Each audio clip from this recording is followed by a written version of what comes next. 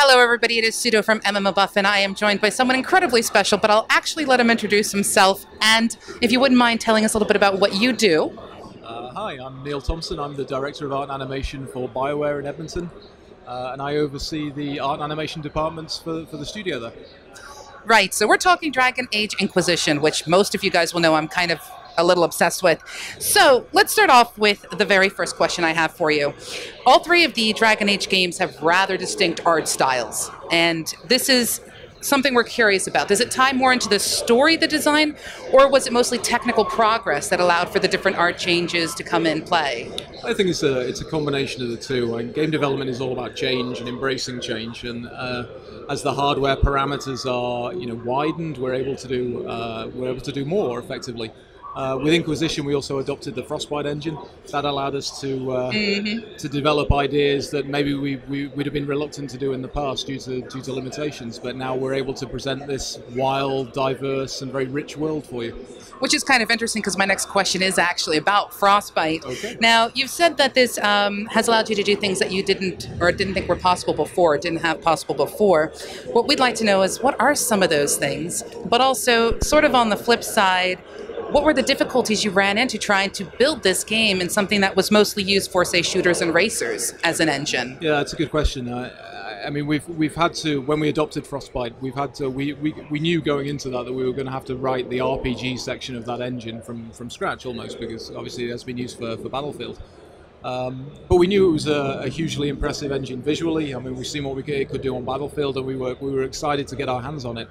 And I think what we've really seen the most benefit from is the lighting primarily, and the surface response, and that's vital for a game like Inquisition, particularly with the extensive character customization side of things. We want metal to look like metal, we want leather to look like leather, we want skin to look like skin, and the way that responds within Frostbite is fantastic. It's enabled us to go to a great depth of customization, and allowed everything to kind of sit and be consistent within the world.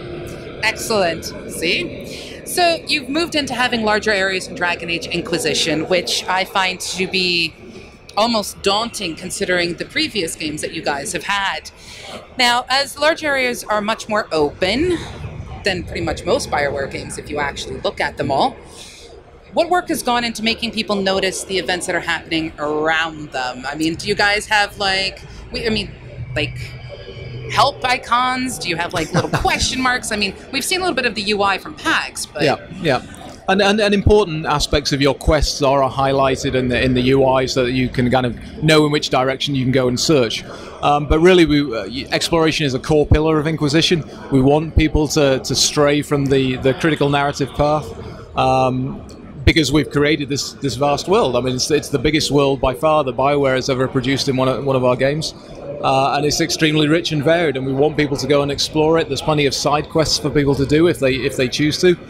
If you're into the crafting side of things, then there's plenty there to find. So, and there's a few sort of just things to discover as well that maybe you wouldn't if you followed the critical path. Excellent. And as a bonus question for you, how do you make these castles and other towers and structures still look imposing considering they could be so far off in the distance now? Well, I hope they do look imposing. I mean, it all comes down to ideas of composition and strong silhouette, and just the interesting architectural cues we've taken for each faction and the way that their buildings are designed. I think we saw in the gameplay demo that we showed today, we're in a bog which is very gloomy and very dark and quite claustrophobic, but we left it open enough so that you could see these looming ramparts of your ultimate destination in this level. So I think it's just a case of taking into consideration the landscape around it and these ideas of rolling composition so that things work at a distance. There's a strong silhouette, you're guided subtly towards the ultimate goal without being led. And that's kind of how we approach that sort of thing. I like the sound of being gently led. That makes it so nice. Okay, so at PAX, you guys showed to us the first glimpse of the PC UI, which was sort of a take back. It was like, this looks sort of familiar, but not. So, is there going to be a difference between the PC and the console version? The idea is to make the experience as consistent as possible across every platform. So even if we say plug in a gamepad or something into our PCs, it's not going to drastically change our UI absolutely not. No. or anything well, else like that. you can play with you can play with the console controller, and you will have the console UI. If you play with mouse and keyboard, you have the mouse and keyboard UI. But the experience is fundamentally the same. I mean, that's what we want from consistency. Excellent. All right, as I go deeper.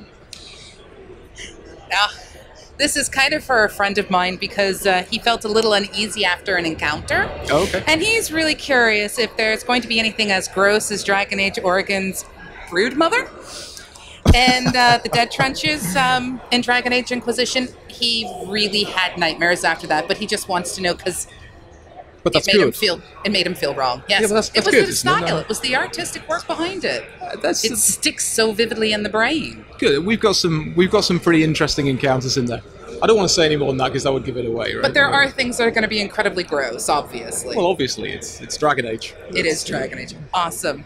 Now, one last question for you, because I don't want to take up too much of your time, is what is your proudest defining achievement in Dragon Age Inquisition? The one thing that when you go to bed at night, you're just like, wow, we did that. It's really hard. There's no one single aspect. I think what I think most of the team are most proud of is that we presented, or we are about to present, a Dragon Age game that we feel is the most satisfying experience to date in the series. As an artist, I think what satisfied me most is that we have a consistent, beautiful, rich game that stands up to its core ideals of art direction, but is also in total support to the narrative and the design structures of the game. I think it's a great game. And I'll just have to ask one last thing. Which romance are you going after when you play for your first time through? I mean, come on, everyone wants to know. I'm not allowed to. I'm not allowed to play favorites in that respect. Sad face. But anyway, well, thank you so much for your time. It's Pseudo with MMOBuff again, and let's just say that I am beyond excited, and we just need more moments to gross out friends. That's all I'm asking for. And thank you so much for your time. Thank you.